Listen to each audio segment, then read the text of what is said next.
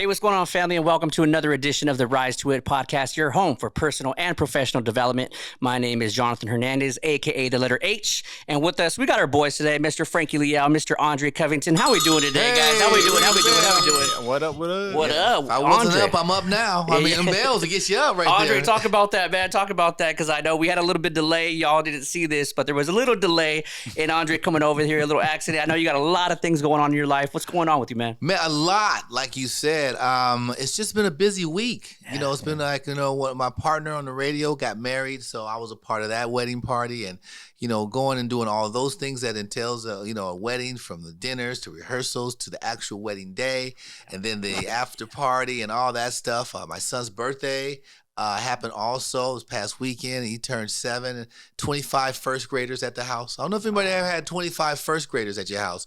That does not sound fun. It's a bit much. And, but we had superheroes there, and it was a lot of fun to see them having a good time. But you just see kids are the darndest thing. That was a TV show, right? One time, right? That was, yeah. And this one kid, I guess my son had told him that he was going to have a bunch of superheroes there. And he had this shirt on and had a bunch of them on there. So the guy was like, okay, Spider-Man's here. And he's pointing to my son's shirt. He goes, okay, Batman's here, Supergirl's here, but Iron Man's not here, and Aquaman's not here. You said you're going to have everyone on your shirt. I'm looking at this kid like, if you don't be quiet, right? Like giving my son the business when we got a bounce house the size of a football field. You got pizza, you got superheroes face painting, there's movies on, there's cake. It's like, you talking about one missing superhero? I'm like, man, I've been to your house. I went to your party. Your daddy was dressed up as one of the superheroes. So I'm like, stop clowning. But it was just fun to see the interacting of the kids, and just kind of watching it from a grown-up's perspective. But it's a lot, man. And then at my house just today, one of my sprinklers are leaking. It was causing the flood. I got 2 inches of water on my property. So I'm like, man, I had to call my gardener over. I had to wait for him and completely forgot that I had somewhere to be. So when I got the phone call, I was like, really? I was wondering why you called me so late. You should have called me earlier, because I wasn't looking at no text messages. All I heard was the phone ring. I'm like, oh, Professor H is calling me. I wonder what he wants. Hello? Hey, where you at? I'm on my way. It's all good. So it's just been one of those weeks, man. But we're here, and I'm excited. Again, another podcast with you guys, man. Rise to it, baby. Yes, sir. Let's make it happen. Now I want to shout out Eli, King Eli, I call him. Yes. If you guys ever get to meet and greet the King, which is Andre's son, 7 years old, 7 years young. 7 years old, man. This dude is on another level IQ for sure. I mean, I can see him in my college classes right now. Oh, wow. Like, this dude is impressive. It's funny you should say that, because the principal called us from his school. And normally you get the call from the principal. You're like, uh-oh, what did he do now? Yeah. He's first grade, and the principal's calling the house. He goes, hey, I just want to let you know that your son is one of the top readers in the school. He's like right next to the top reader. They're neck and neck in the whole entire school. And they're also honoring the top readers in each school in all the schools where I live. And they're going to go to the big high school football game on Friday, get to walk out on the field. They're going to get an award. So my wife and I had a trip planned. I'm out of town this weekend, Friday and Saturday, because I have an engagement I have to go and perform at. And my wife is coming with me. I said, one of us, you can't go. I said, you can't go on Friday. You stay here for that, because someone needs to be here. I said, but then just come and join me on Saturday, because I think one of us needs to be here to see him walk on that field. He's going to be looking for mom or dad. Yeah. So she's going to go and see that, and he's going to walk out in front of a packed football field. They're going to call his name out and give him an award. So that's special, man. So you're right. He is. I tell him, son, you're gifted, but you can't let your gifts go to waste. That's one thing in life. Don't waste your gifts. I say that to anyone who's watching right now. I think we all have a gift. We have a certain special thing that we can do or we're good at, but it's unfortunate people let it go by the wayside because of obstacles, drugs, alcohol, not enough time, doubting yourself, fear. All those things can cause you to miss out on actually letting your gift get out there and serve the community. Right. Yeah, and like, I'm gonna bust a Nate Diaz right now. When you told me about Eli's success, I'm not surprised, right? I'm not shocked about it at all, man. I'm not surprised, man. Don't add any other stuff that Nate says. That's right. It's a family show. Ready to eat for everyone. We're talking about kids. Frankie, you're staying busy. I know your son, he's sick, he's down and out, but he's also celebrating a birthday, October baby, like me and Dre. So what's up with that? Yeah, yesterday he had a birthday. So he turned 15 years old. yesterday, and bittersweet because he's 15 and he likes to celebrate parties. He likes to have a good time and celebrate. And we couldn't, because he was sick. And Mia's been busy doing her shows, making her music and stuff and performing everywhere. And she has a big show coming up. She's performing with Baby Bash and Ashanti. And we can't get her sick. So we had to lock up Frankie and, in the room. I like how the son is suffering on his own birthday, right? Get out of here. Sad.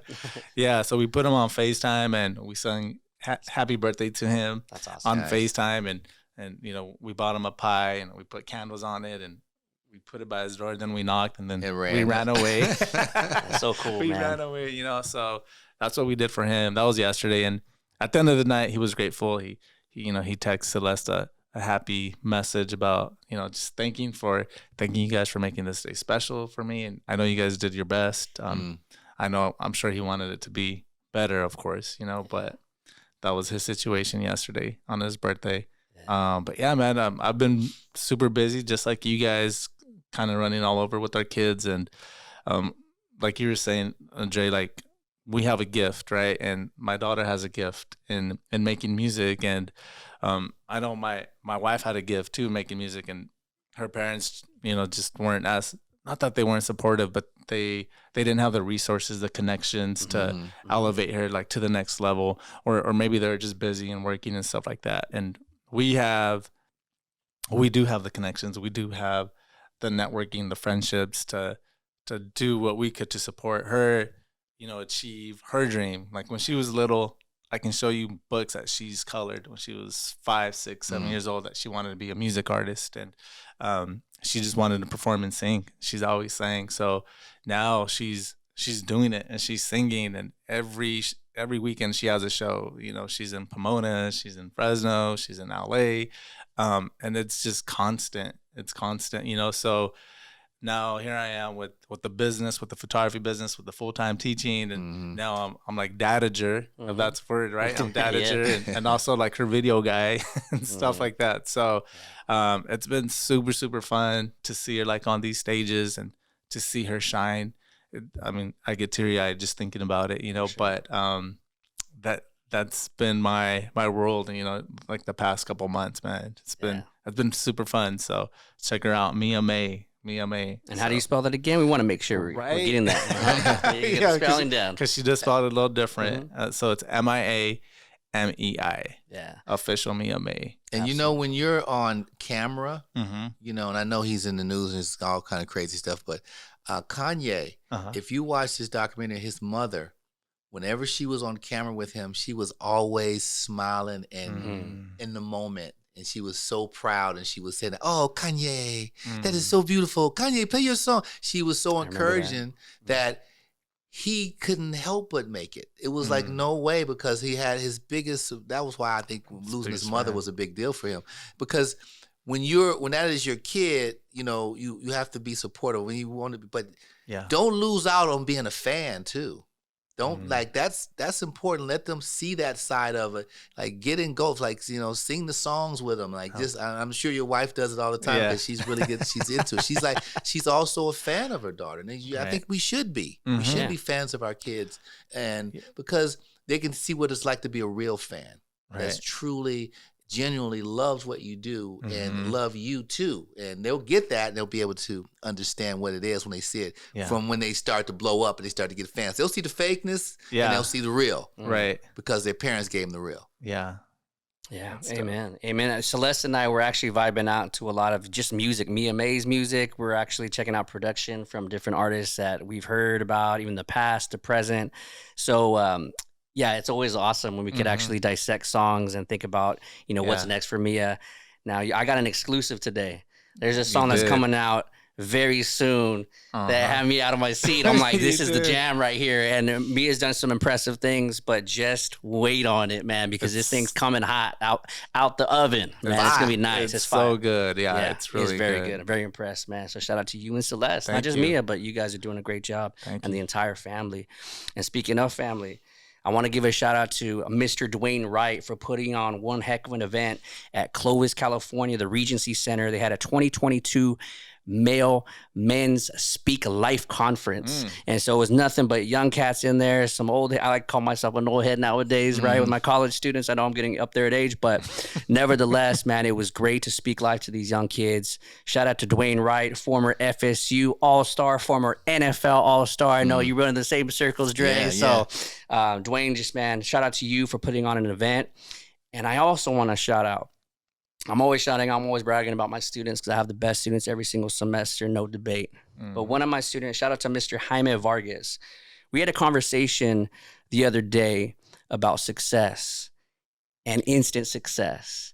And so for many of you guys, I mean, with Eli, right, even though he's 7 years young, he's putting in work right now. And with Mia, she's been putting in work too for her craft, and your son's putting in work. And this generation, and I'm not going to pick on just this generation, I think people in general are thinking about that instant success because of what they see online, right? Because of what they see on their cell phones every single day. And they're thinking it's an easier way. And so us boys, we got to talking. There really is no easy way. You have to go through the work, right? If you could rise to it, you could rise through it type of deal. So it does take time. And so me and Mr. Vargas were talking about the hashtags that are coming out.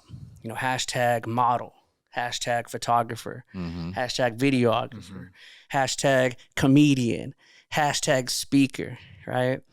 And so I am not blessed, fam, on 10 million things, 100 million things. My wife would be the first one to tell you, and I think all our wives would tell us, you know, a difference. But what I am gifted at is I do teach communication. This is what I do. And so oftentimes, and I told Mr. Vargas, you know, I see that hashtag speaker going around. And I'm very blessed to be with the team that elevates me. You know, I look up to you guys when you're doing your speaking events for Rise to It. But we've been in this arena and we've been blessed to have the support that we've had over time. And so these hashtag speakers, I'm just not seeing them in the same arenas as us. And so it's easy to throw that on a bio. It's easy to throw out a hashtag model. And so I don't mean any disrespect, but I was talking to some of my females, my women in my class, and how we use that hashtag very loosely. Because I'll just give you an example. Selma, California, born and raised all day, every day. 559 representer. That's what we do. We had an Olympic athlete, good friend of mine, grew up with her, Andrea Duran. Shout out to her. She won a silver medal softball representing our country. I'm at Dick's Sporting Goods one day, and I'm tying my shoe, and I look up, and it's Andrea with the Nike gear. The swoosh is all over. Andrea, bottom line, gets to put hashtag model. Nike's paying her to do this. Right. Yeah. Because of her craft, because she's a great person, because she's worked extremely hard to get to that point. But we also have a lot of people using that hashtag model when they're paying for pictures, where it's just their friend, you know, they're posing. And Dre, I'm sure that you see this. You know, I see it with speakers. And we're going to talk about context. I kind of want to table that conversation. I'll get to that in just a bit. But I see the hashtag speaker a lot, and especially in our area. And for me, I'm like, okay, if you've done one volunteer event, yo, that's great. You volunteered to speak. That's awesome. But we really, really are serious about our craft. And we have, again, people that are believing in us. And that's why we continuously, I feel we're good people, we're humble, and we have that message to give. And it's always different. No matter what school we're at, no matter where we're at, it's always different. And we cater to the school and what their needs are. So I feel that we get to have hashtag speaker because it didn't happen overnight. It was years and years of progress. True. But Dre, I'm sure you see this a lot all over social media, hashtag comedian, you know, maybe one woman or man doing a show at a club and using that hashtag loosely. And so how does that make you feel? I've never really asked you. We've never really delved into that conversation, but you've put in years and years and years of work, my man. Decades. So, yeah, right? So how does that make you feel? Like, how do you see this a lot? Do you think it's very problematic in our society that we could just loosely use titles? What do you think? Well, I mean, for me, I try to always remain positive for me personally, because I do believe you will get exposed at some point. Now, the problem, if it is a problem, you can get famous really easy nowadays. Now, that part about, you know, making it and making money, that part it's probably in today's times, it's never been easier to become rich and famous. There was a time when you had to start the process as a kid. You went through all the schools. You had to get with a motion picture studio. They had to sign you to a development deal. They had to develop you. You even look at it, Motown. Now they took those artists in. They had raw talent, and they were 2 years before they even cut a song. They would work on their personality, the way they dressed, the way they danced. So when they did cut a song and they were introduced to the public, they were schooled. They were ready to go. Nowadays, you can just really come up with one funny comedy bit, and you could put it on YouTube or put it on any social media, and you can get millions of views, and people go, oh man, they're hilarious, but they got one bit. So now you come, and this happened to me. I've seen this happen. Well, now they have to come because they have millions of views. That's how they get into a promoter's ear. Hey man, I got 10 million followers on this one. I got 20 million over here. I'm the guy who did the such and such. So that promoter started asking people, hey, do you guys heard about the guy who did it? Yeah. Oh, that guy was hilarious on that. All right, I'm going to book him, but he wants 10 grand. Then he call me and go, hey, Dre, I want you to be on the show. I got 2,000. Then you get there, okay, 2 grand. I'll take, nice work. Hey, I'm not one to turn down 2 grand. Right. But then you get there and you go, wow, you start talking to me, well, I'm getting $10,000. And the guy's like, I want to go last. And you go, well, okay. Well, you're the headliner, I guess. How long you been doing this? 6 months. You're like, okay. So now I go into, now I'm going to punish you. There you go. Now you're about to get it because you're setting yourself up for failure. You're not humble where you are. Now you want to close the show and you got one bit. So now you do that one bit and then people good to say, happy to see it. Now what else do you have? Now you start talking about stuff you're working on. Like I've literally seen this. Guys, now they start talking about, well, I'm working on this one bit. And let me tell you guys about it. So now you're killing time. Now you're talking to the audience. You don't have no material. You're not talking about life events. You haven't been anything. So you don't know what's funny, what's not. You've never worked a comedy club. You went from being on Instagram and to now being in front of 2,000 people, and they're not ready. Yes. They're not ready. So they get exposed, and then people leave with a bitter taste in their mouth. So I would say to anybody out there, hey, don't be afraid to, or the naysayers will look at you sideways. Just be humble about it. Hey, when I first started off, I used inspiring comedian. I'm an inspiring comedian. I want to be a comedian. When I was going to the open mics and performing, hey, how you guys doing? This is my first few times doing this, man. I'm inspiring to be great. I want to be like Eddie Murphy. I want to be like, all the greats at the time. Yeah. And, I got 5 minutes of material. Let me see if I can get your attention and do what I had to do. That was a humble me coming correct. You don't see that now. No. Hey, these guys and girls are coming in like, I'm it. Yeah. I got 30 million people watching what I do. Then they get exposed. Yeah, exactly. And so I want to hold on to that exposure that you're talking about, man. Just brilliance I'm seeing and I'm hearing. I do talk about that with my students because they are fascinated with that sexy. Wow, they got so many followers. But at the same time, I do personally know some of those people. I mean, we do. We know some of these people that are on Instagram that have 1 million followers, but they're also, and this is no disrespect, but it is the truth. And I'm telling my students, sometimes the shiny keys aren't that shiny when you get exposed and you understand, man, they're looking for work like right now. So they burned out their 1 5-minute set and they thought they were something sweet, but then you get with some professionals like Dre and it's a wrap for you. And I really appreciate how you're like, yo, I'm about to punish you right now. I've seen Dre go from a 20-minute set at Save Mart Center where there's 15,000 people and just take over the arena at Save Mart. And I was there as a fan before I even met my dude. And my father was like, that guy is funny, man. We were in tears. I've also seen Dre, though, invite him to the college where he didn't have to go overtime. I don't know if you remember this. It was an event we did at Reedy College back in the day when I was teaching there part-time. Dre did an hour and 45-minute set, and every single second he is bringing it. And all I could think about when I actually got air and I could breathe was, dang, this dude has put in his years. He's put in his time. There is no exposed for Dre. It is all those years of experience. So we'll substitute that E with experience. And so I appreciate you, brother, because it's like there's nothing overnight. The overnight success, you got fast money, it's going to go just as fast. And I tell my student that, right? Because I want to be very open with them. I want to tell them the truth. Like, hard work, man. You got to continue to put that in and continue to prove yourself. And I know, Frankie, you've been in the game for photography. Ain't nobody playing with you, man. I know you're super humble. Thank you. But I'm going to tell you, man, when you can make this chubby dude look pretty decent in the picture, you're doing something right. Doing something. Photoshop. So, Frankie, talk about that, man. You're seeing photography everyone. I'm seeing online right now, #photographer. And I'm like, man, your resume's not that deep, though, bro. Yeah. So, Frankie, talk about that, man. Yeah, well, you know, like if I can kind of take it back to the beginning where I was that rookie photographer or aspiring photographer, right? I was reaching out to big time photographers here, like locally, and yeah, like some people did show love, but a lot of people didn't. You know, like if I'm being real, a lot of people didn't. All I wanted to do was take me as a second assistant to a wedding or to this photo shoot, just so I can see and learn.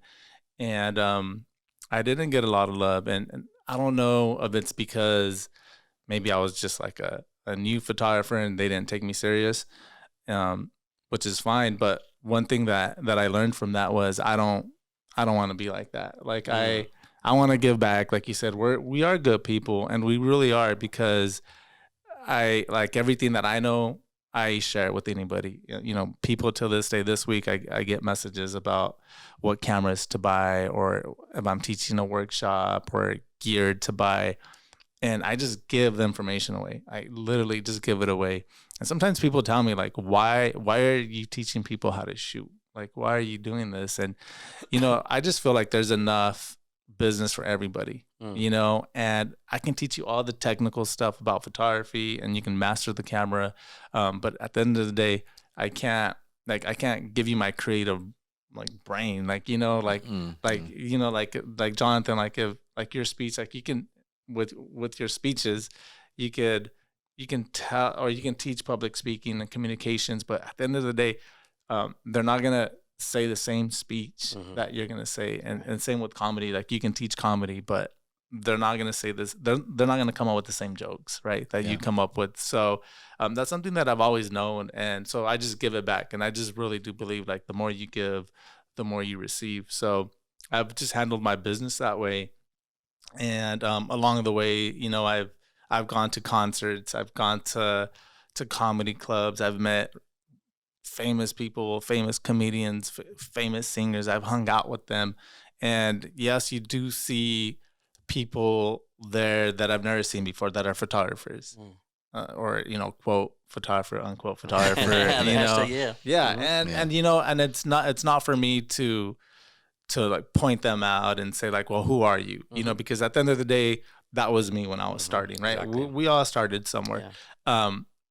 But they do fizzle out like really, really fast if you're chasing the clout. Like if you're in it for the wrong reason, you're gonna get exposed. Like you were saying, like time will expose you, and you know, and it's all in the receipts. You know, it's just So show me the receipts. Show me the receipts. Like so people can see my work, and I post my work, and like for me personally, give me a president. I've shot a president of a country, right?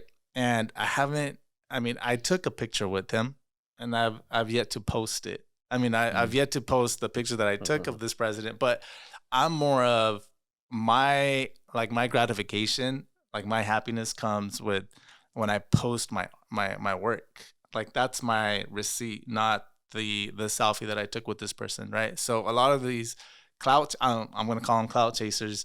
They're posting the selfie with the talent, for example, right? And it's like, okay, that's cute. Like anybody could go to a concert, pay for a meet and greet, and get a picture with these people, you know. So it's not impressive, and with time, those people do get exposed, and they don't get hired back. I didn't get to shoot a president of a country if I didn't have the time and the experience and all that good stuff, you know. So. Absolutely. So are you telling me a selfie is different than a photo shoot? Is that what you're telling me? 100 times, yeah. Right? Yeah, 100 times different. And if this is something that you want to do, like whatever the craft is, if you really have, like, I always come to the word passion, right? But if you really like what you're doing, if you're a student of the craft, you're eventually gonna become successful. Right. Yeah. I'm gonna throw that in there because I've been using that word passion for a very, very long time. And so music, when Celeste and I talk music, like you could tell, you could feel. You can't even just see, you can't even just hear. You could feel that that's our passion, right? We're talking about 8/16 bars. We're talking about introductions. We're talking about breaking down 808 bars for a breakdown. That's one of my passions. But I feel strongly for both of y'all family members. You know, I call you fam. You guys are my brothers. I feel that you are walking in your purpose. And so I think it was maybe Ed Milet, his podcast. I was rocking out and on my way to the college, do my thing. And he said that he stopped talking about passion because we have multiple passions, every single one of us. But I feel our team is individually walking in our purpose, but collectively we could all work together and make magic happen, right? And so while you were speaking, Frankie and Dre, both of you guys, I kept hearing this phrase in my head, and it's often been said, you know, in the classroom. As long as I've been in education, even my parents, I've always heard this phrase: "It's not what you know, it's who you know." For me, I'm going to disagree with that quote, and I tell my students all the time, like, let's just throw that in the trash. This is 2022. It's not what you know, it's not who you know.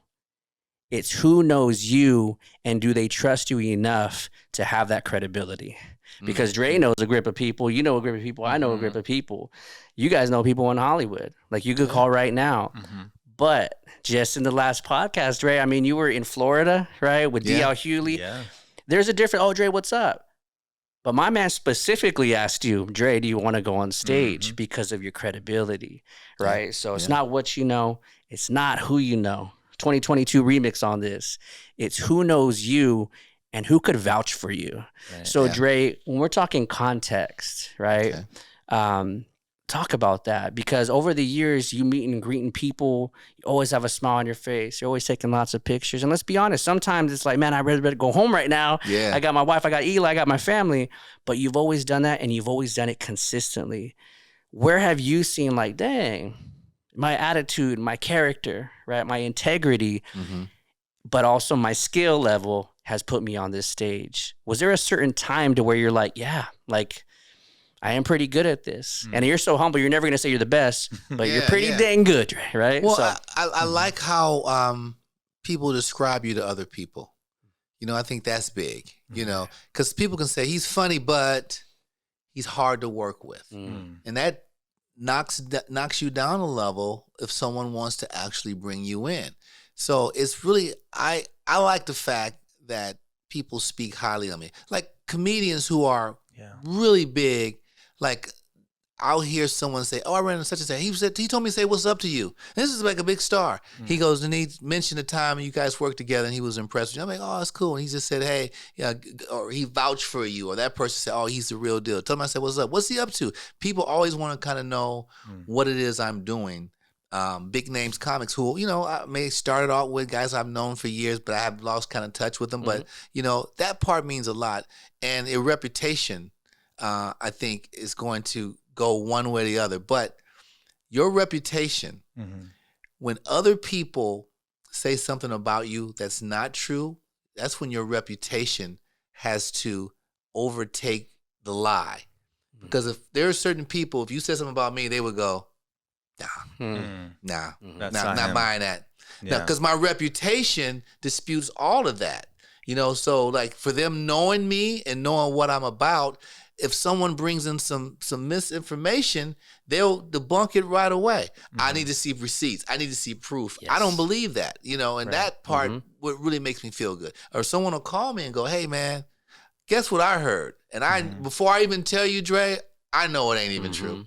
And then that's how much of they believe in what you do and your reputation. And we just end up laughing about it. I'll be like, "Bro, that's nowhere near what happened." and they always go, "I knew it, dude. I knew." When they were telling me that, I was looking, I'm like going, this is a bunch of bull, you know. So that part, I'm glad over the years I've been able to hold on. That's very important. I think people should understand at the end of the day, your reputation is going to get there before you do. You know, and when you get there, it's up to you to make that reputation shine and actually be true. Like when people say, everything I heard about that guy, all the good was right on. Yeah. Man, he was exactly like they said he was. And that's what I get a lot. And that's what I love about, my life. I'm not walking one way and doing another. If I'm speaking something, I'm speaking it from the heart. If I'm living a certain way, I'm living from the heart. Yeah. Like I'll tell people all the time, especially comedians who are on the road, a lot of guys, are out there, some temptation, and some guys fall by the wayside. And I tell them, I say, hey man, look, I'm letting you know right now, don't put me in a position where you're going to jeopardize anything about my marriage, because I don't play that. Yeah.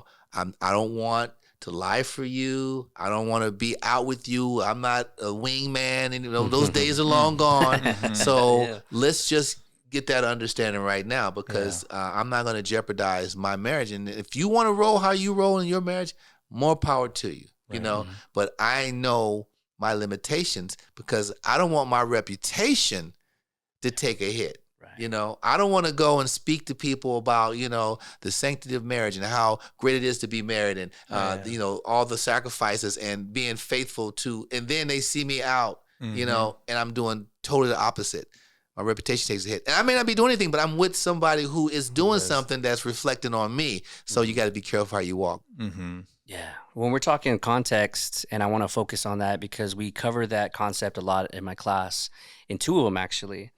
And when I'm hearing context and when I'm hearing what you guys are bringing to the table as far as that is concerned, Frankie and Celeste recently, and it happens, you guys see speakers or you guys see people out in the communities, hey, man, I think that he would be great. I think she would be great. I've been doing this for a couple minutes, just like Andre's been doing comedy so I want to see, because I have questions. And it's not to say that I'm going to say no, like we're the best, or our team, DJ Cal, we the best. I'm not doing any of that. But I want to see, because the context changes everything. And what I mean by that, I've heard people, you got to put this person on there. Great. Yeah, but where were they speaking? Oh, it was a scholarship function. Everyone's quiet there. Everyone's respectful there for the most part. Get them at some of our events where you got high school kids that we don't know, they don't know us. And let's see the skill, right? So the context changes everything. And so, Dre, I'm sure you've seen some comedians and you've thought that, like, yeah, they're funny, but this is a really good crowd. And maybe it's midnight, maybe it's 11:30 where those drinks are flowing. And you're like, I want to see them with a different crowd though too. I feel they got something, but the context is going to be different on the next show. And I want to see that consistency. And so every show that I see you, it doesn't matter whether it's, we do admin shows at big time colleges, universities, or you go in the club. It's the same. You keep it consistent, man. So let's talk context, because I'm sure you, Frankie, photography. This person's a good, they could help you out. Right. I'm sure you have questions. I'm sure Celeste is like, let's see their work though. Right. Let's see those receipts. So Dre, starting with you about context, like, have you seen comedians be funny, but then it was maybe a one-time deal? Well, this was a funny thing that happened in the mid-90s when Def Jam came out, and Comic View and the shows that I performed on, they were geared towards an African-American crowd. All the comics were mostly black. The audience was an all-black crowd, because there was a void. We could not get into the mainstream rooms, the white comedy rooms. But that's where I started.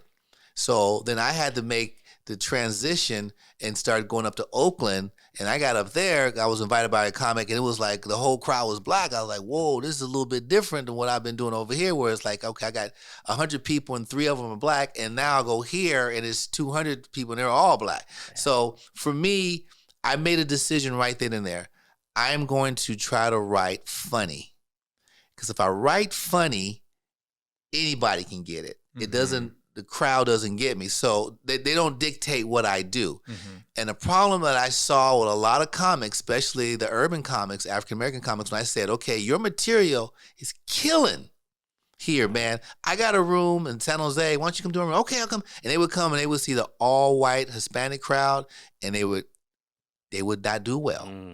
Because their confidence was shot, and their material was strictly geared to an African-American experience. And I used to tell them, I say, hey, man, you just need to write it for everybody. Right. Everybody has had Kool-Aid some kind of way, man. You have to make it funny for everybody, or you're going to have to really tell your story and make it so polished that anybody can get it. Right now, your lingo and the way you move, it's really geared towards one crowd. That's going to kill on Def Jam, but it's not going to kill on A&E at the Improv or other shows or Comedy Central at the time, which you were going to go, which I did. And again, you're a different environment. So that was a big move for a lot of comics. Your material being relatable for everybody. And for me, you're right. I would see a guy kill one night in his comfort zone with a crowd he was comfortable with, and you put him somewhere else. Even the greats, I've seen them struggle when they get outside their comfort zone. But when you see someone like Dave Chappelle, or you see someone like, Cat Williams, and you go to their shows now, it's a lot of everybody. Because what happened was they got famous, and when you're famous and funny, people just come to see you. Yes. Yeah. But when you're not famous and you're just funny, you have to make it likable for everybody. Right. That's why sometimes the comics be like, I'm just going to do me, and I don't care who comes. I don't care if two people. I'll be like, you never going to make it. Right. With that attitude, get famous first. Work on your craft, because you gotta want to be able to touch stages everywhere. That's what's going to make you well-rounded. Dave Chappelle goes up anywhere, anytime, and he's always done that. So I just think guys got to get into that and understand that, it's not, when the crowd's not laughing, you can't blame them. It's you. Right. Because too often a guy will walk off stage, and I'm getting ready to go on stage, be like, man, that crowd is dead tonight. Good luck, buddy. And then you go out there and you're killing it. Murder it. And then they don't even talk to you after the show. They don't even they just look at you like, well, I just proved you wrong. And now they have to deal with the fact that it's me. Right. And the most times people don't want to look in the mirror and see that. Self-awareness, man. We keep talking about that because it's like the most important right now, and the lack of is serious right now in our society. Frankie, going back to you, and again, it's not any disrespect if we get a lot of emails like, hey, put us on the next show. And then I ask a simple question. All right, cool. Send me some video. Send me some receipts. Right. Yeah. Ghost, VH1, where are they now? All right, I'm still waiting for some emails to come back. But Frankie, I know that this goes with you, man. I mean, hashtag photography, hashtag photographer of Central California. Yeah, I'm with the Central California photographer right now. So, how have you seen maybe the context? Okay, you did that wedding, that's cool. I used to do that too, right? We got to start from somewhere, like you said. We got to remain humble, but context, what does that mean to you? Like, what's a good photographer out there? How can students or just people in general that want to get into that business, how do they move up? Right. Yeah, well, I can share a story about a past student of mine. So I teach video productions, and I had a student who loved video productions, and all he wanted to do was make videos. And I, like anybody who reaches out to me, I'll take them under my wing and try to mentor them and help them out. So, he was a senior at the time, so he was 17, 18 years old. And sure enough, he stuck to his craft, and he graduated high school, and he kept making videos, and he followed me on Instagram, and he kept working hard. And he would constantly see me working events, and he would message me and ask, hey, like, I do videos. How come you're not getting me on?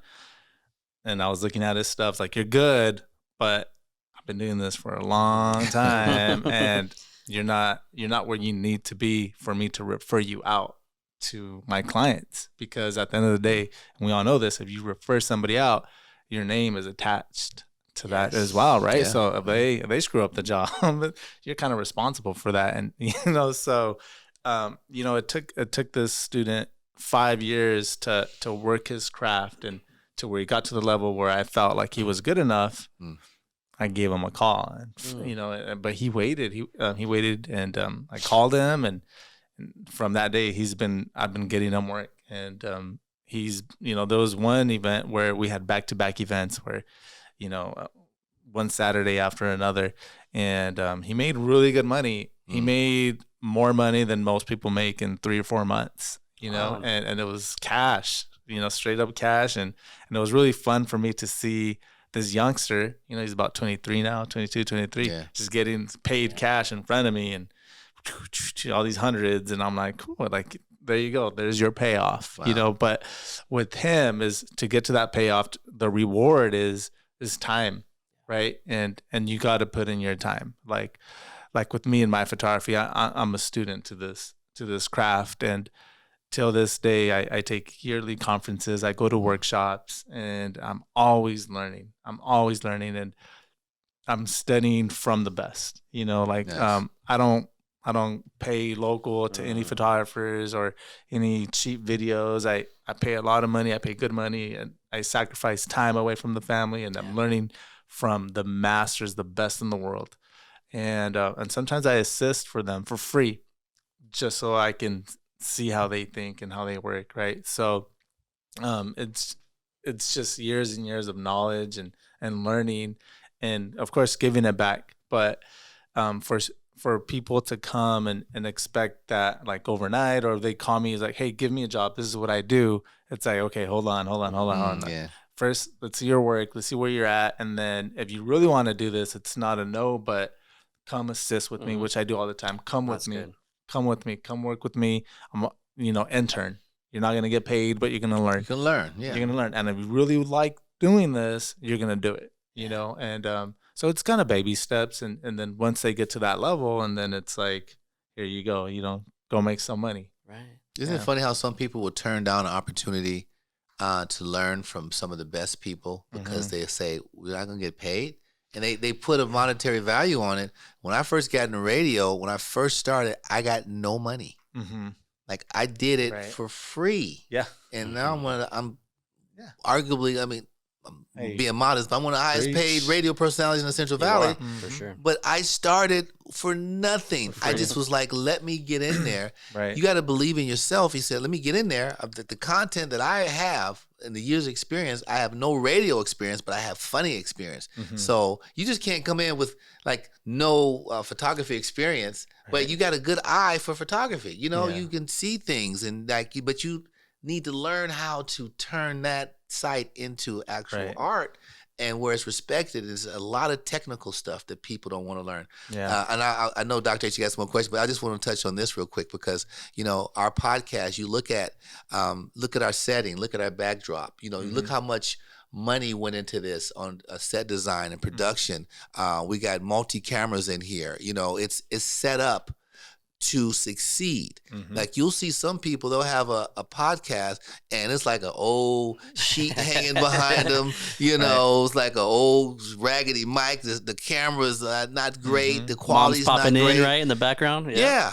And you go, wow, what are they doing? It's almost like they're wasting their time. And secondly, you can have some guys who can have all of this, and then you watch them interview. I've interviewed some of the biggest names in hip hop, R&B, you name it. I've had them. I've interviewed presidents of the United States. We had Bill Clinton on one time.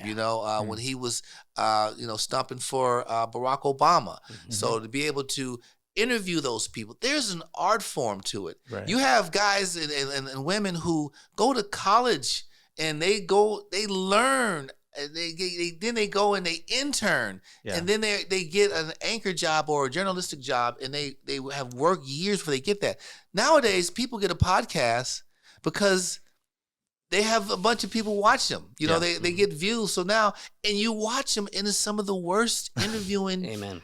Yeah. I've ever seen. It's just like if we're interviewing someone, they will ask a question, they'll cut them off, before they even finish, and then they jump over them, and then someone as important as telling a story, and they'll stop them and tell their story again. It's like the people want to hear who you're talking. So it's just brutal to watch sometimes. I can't watch a lot of them. So learn your craft, man. That's very important. And just real quick, like this week, I got a call from a famous comedian where they I called you? Hey, we got one right here, man. What's up? When was that? Now, this is a paid shoot where they're calling me, right? But before, like, they wouldn't have never called if I didn't do the free shoot, not with him, but with another comedian, where people would, family, friends, you're driving to LA, and how much are you getting paid? Like, a little jealousy maybe, oh, you're shooting them, but how much are you getting paid? But see, like, you got to have that, like, all these people who have that drive, have that, like, they see themselves passing that finish line. They have that confidence. Like, they know where they want to be. And sometimes in order to get there, you got to do this free shoot. You got to do radio for free, because let me show you my skill. right? Or just to get me in the door, because I don't know this, but if you put me in, I'm going to learn it, and I'm going to be the best at it, and then I'm going to be the most paid later. So yeah, Felipe would have never called if I didn't do the free shoots in the beginning. So now do I call people and say, hey, can I do a free photo shoot? No, I don't do that no more.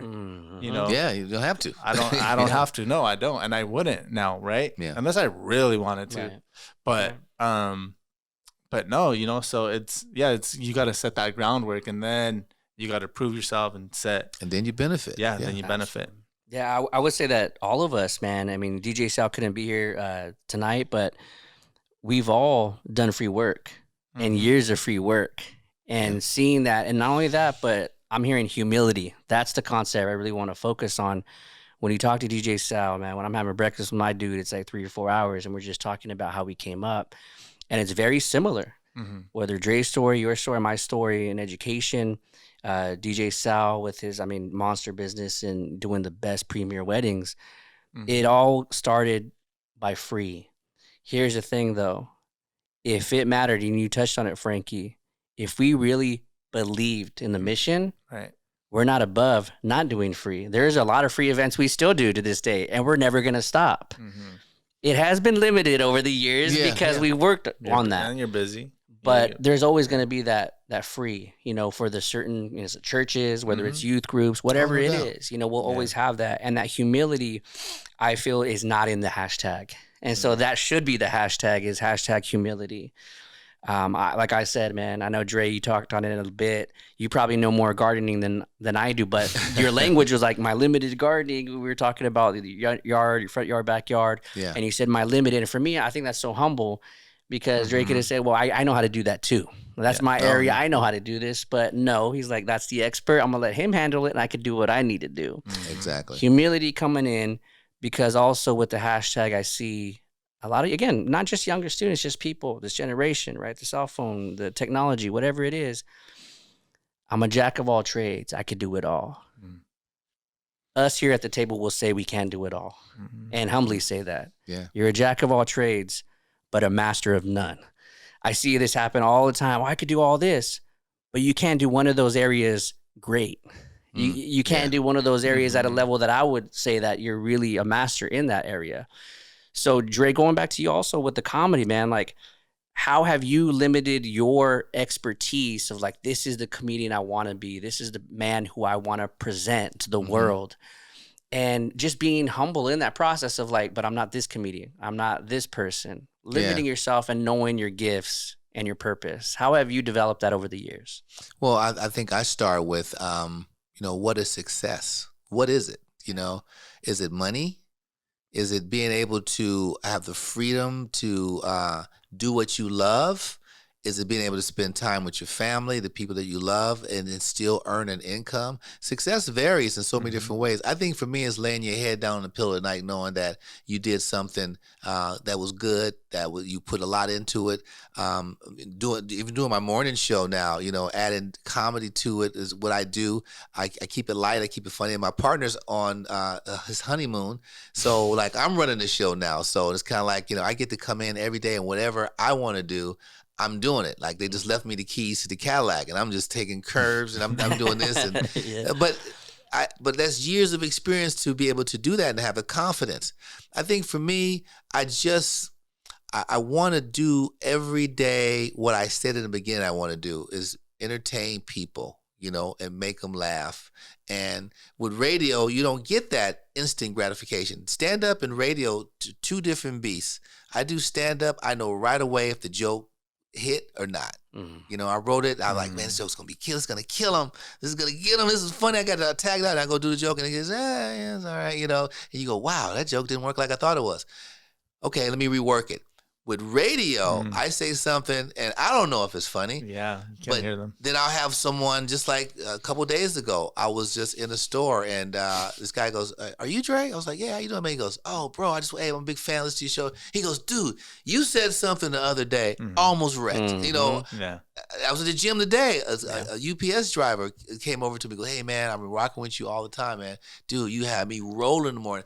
Then I said, "Well, what did I say?" Because now I want to know because I didn't know. Because there's no way of finding out. There's no monitor in the studio that goes crazy when everyone in their car is laughing. I have no reference point.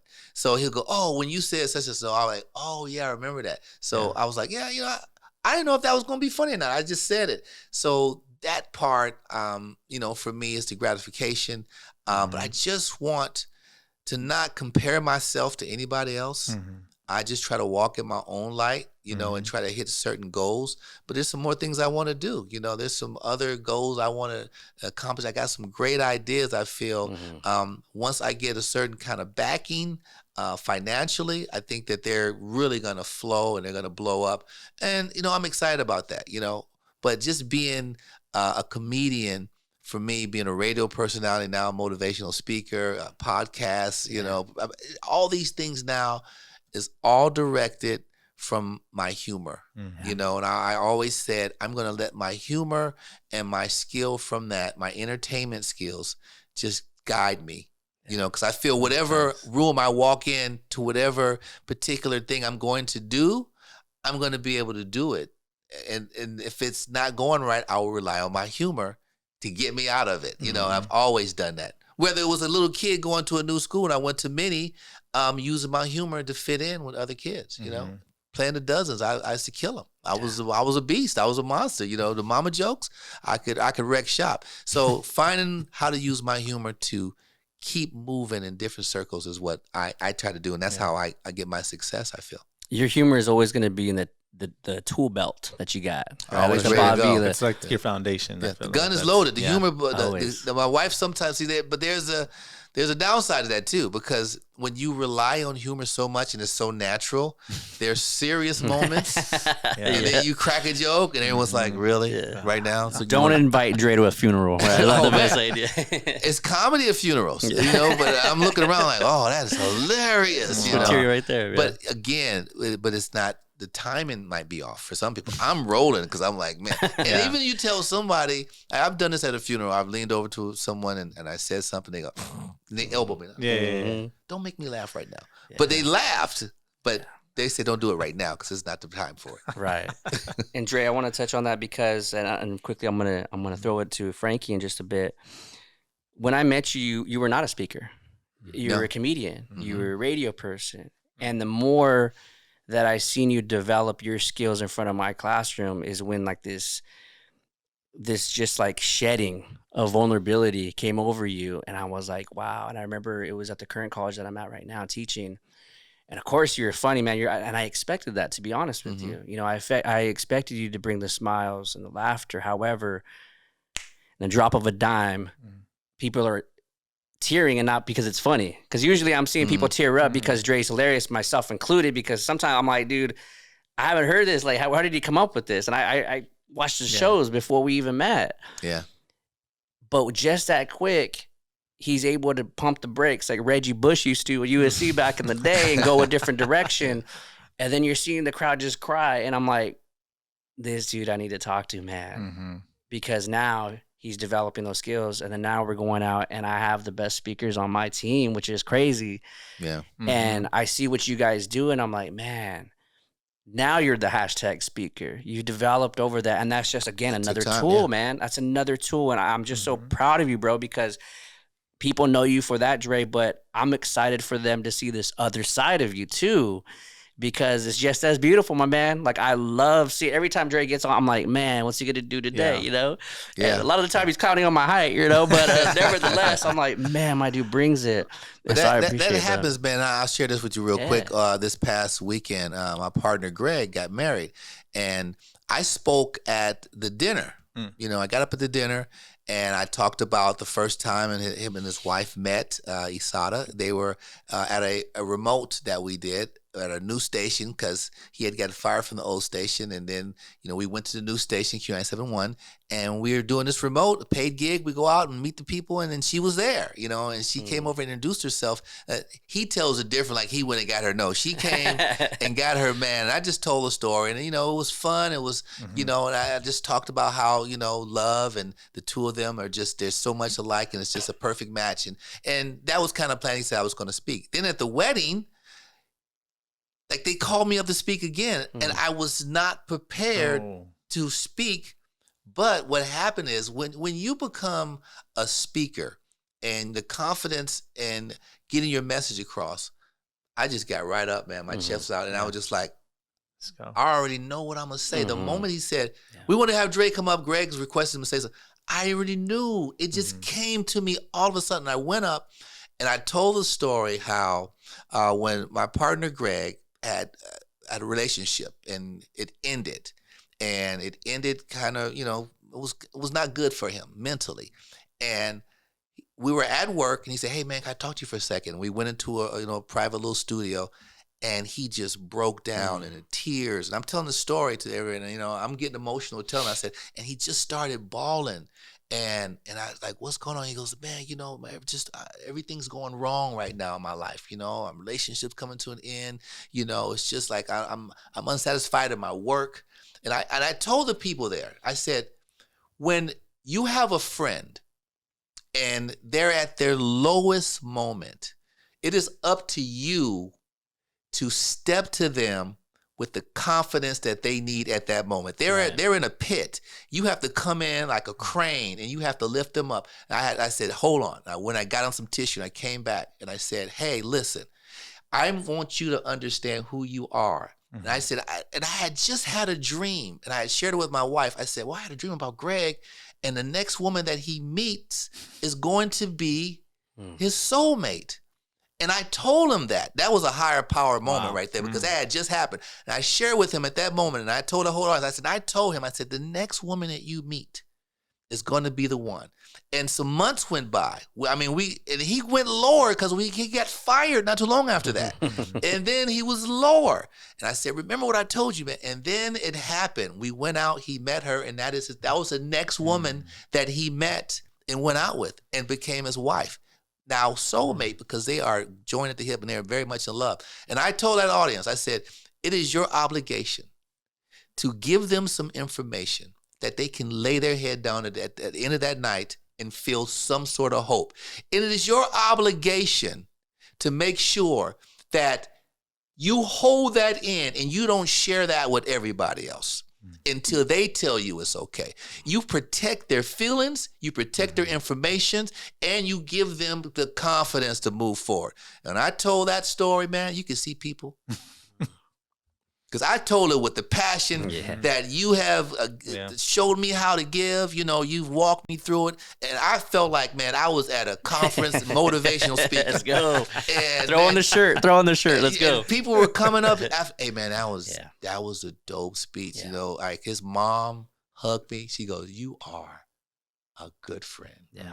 And I'm getting emotional right now just thinking about it. She said, I'm so glad my son has, moms. Yeah, man. Moms go deep. Moms love hard. Sure, and she brother. saw her son like that. I said, you remember? She goes, we remember. Yeah. And she said, you told that story and you did exactly what you did. And what you told him came to fruition. Wow. She goes, I believe in a higher power. I believe that, that was fate, that was destiny. I believe in testimonies. And what you gave up there was a testimony that is going to help somebody else. And she goes, Andre, that was so powerful. So again, those are moments, man, that when, we do what we do, you never know when you're going to be called to do it. I just feel like whenever I'm called and that button's pushed, when you call me, Dr. A say, Dre, I'm on. It comes on. I'm ready to go. Appreciate it, brother. Man, I got to give you a little shout out right there. Man, appreciate you so much, brother. And again, I feel that we're just at the beginning. We got some big news that we're going to be able to share. We're going to be doing an event outside of California. Huge. But Frankie, man, we got students that are similar in age. What would you recommend to the students, just people watching our podcast or viewers, how to earn that hashtag, man. Hashtag speaker, hashtag radio host, hashtag, worldwide comedian, like hashtag, best photographer in Cali. Let's be honest. Not even Central California, but it's beyond that. Thank you. What would you tell students? What do they need to do to earn that hashtag? They fill in the blank. What do they need to do? Well, they need to work at it every day. If they want to be a photographer, they got to take pictures every day.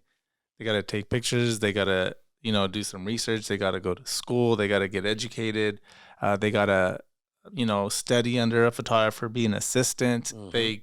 They got to be a student, and they got to stop thinking that they're, a hashtag photographer. They just really got to be a student and do it every single day and sacrifice. Friends are going to this event. You got to make that decision. Are you going to stay home and learn, or are you going to go to this event, or are you going to sleep in late? You got to get up early. You got to work every day, and you got to do it consistently. Right. Consistently. I had a student ask me, as a matter of fact, almost like the same question. And he said that this happened this week. He said, "Hey, Mr. Leal, I want to be a photographer. What do I got to do?" I was like, my eyes just got big. I'm like, bro, what do you got to do? Like, really? I said, take pictures every day. Take pictures every day and post them on social media every day. Take pictures of your friends, of your family, of pets. You post pictures every single day. People are going to start noticing. Then you're going to get hit up. Hey, you take pictures. My friend's a photographer. He's been doing it for 2 months, like every day. He's pretty serious about it. Mm-hmm. Mom, he's cheap. He's $50. Let's get my senior pictures done by him. But that's what you got to do. And slowly you're going to build a clientele. You're going to build a reputation of you being a photographer. Right. And if you don't stop learning, those clients are going to get bigger and bigger and bigger and bigger. And that's how you do it, right. And I think that student, for him to ask you though, that's part of the hashtag earning it. He's asking the master right here, like, hey, what do I need to do? And a lot of people won't do that. I'm going to do it my way or the highway. I know what I could do to get there, right? And so that shows a lot of humility, maturity for that young man, for sure. Oh, for sure. Like, even just reaching out, like being brave enough to ask that question. Because nowadays I do have a lot of students who are just afraid to speak, and him just coming out and asking a question, a simple question, that question could start his career, just because he had the courage to get up and ask.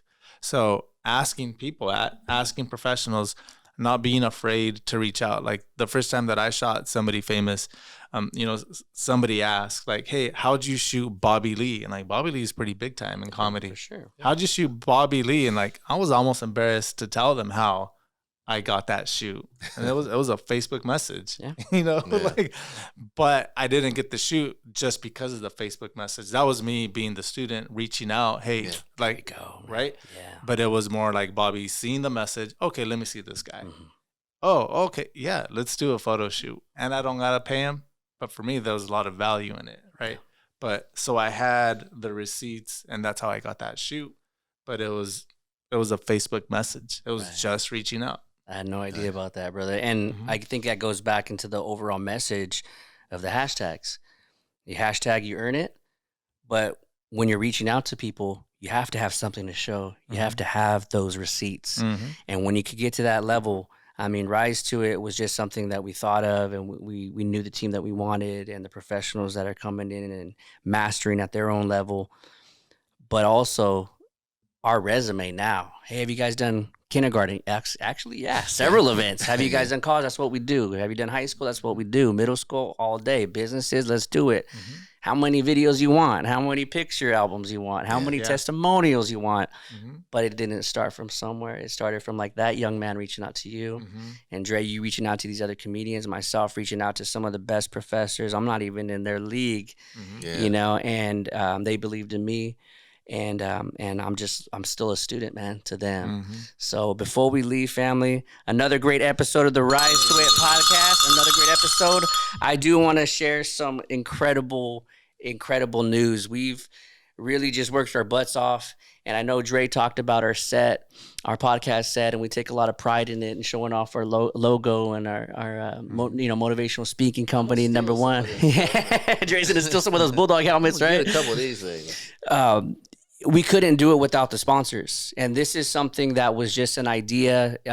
We really never talked about doing a podcast, but the demand was there. It's like, man, if you reach one person, if you reach 10 people, 15, 20 people, me and Dre kind of have that same mentality. Well, if we do one person, like we would need to work on more, right? Yeah. But this is a need, and it's a need where we're from. The demographic, the people, the hardworking people, blue collar people. I mean, we put it down for Central Cali all day, every day. And with that hard work, you know, our sponsors poured in without even seeing one podcast episode. And so we want to say thank you so much, because everything that we're doing, we never dreamt of this. What we did dream of doing is what we do, number one, and is doing the motivational speaking and bringing our own flavor to these schools, campuses, universities, businesses, etc. And so we have the opportunity, fam, and our viewers, and we're just so blessed to be presented with this opportunity. We thought about it. We've talked about it. We've spoke it into our vision, and now it's a reality. We are going to be in New Orleans in a couple of weeks representing our state. There were only 2 organizations in the United States that got invited to this, and best believe Rise to It Productions is one of those for sure, man. So. And again, it's the sponsors, it's students, it's people talking like, man, we need these people, you know, at our school. Like, they have something different. They resonate with our students differently. We could tell a million sob stories, the same sob story like many speakers do. We're always fresh like a Ziploc, baby. Fresh is like a Subway, right? And I think we just pour in. And the more we pour in, others are pouring into us. So Celeste behind the scenes, man, like we've really developed a family. And the dream team, Karl Malone, John Stockton, Michael Jordan, Larry Bird, which way you want to pass it, either way, we're going to score. And we're going to kill with the goal. So we're not going to only represent Central California to the fullest in New Orleans and do our thing, but we're going to represent this whole west side of the map and make sure that we represent everybody and take pride in what we do. And we're going to represent you well. So thank you so much to all the sponsors. Thank you to everybody that's just been calling us at your schools and everything like that, man. Let's continue to shine. Let's continue to shine light on all our kids, man. Let's show them a different way. And not only that, just the professionals too. People that want to take their professional career to the next level. So again, thank you guys so much. We're going to be in New Orleans, y'all. You might be seeing me with some beads. All right. Dre's going to be doing his tan thing over there. I don't know. We'll have some fun. It's going to be cool, man. And we're going to get to work too. Yeah, we're going to get to work for sure, man. So thank you guys so much for joining us on another edition of the Rise to It podcast. But also thank you so much for putting your support and your belief and your trust and your faith, etc., in us. And we're going to keep doing what we do, baby. And with that said, a 2-finger spread. Try your best to stay positive. And as always, if you can rise to it, you can rise through it.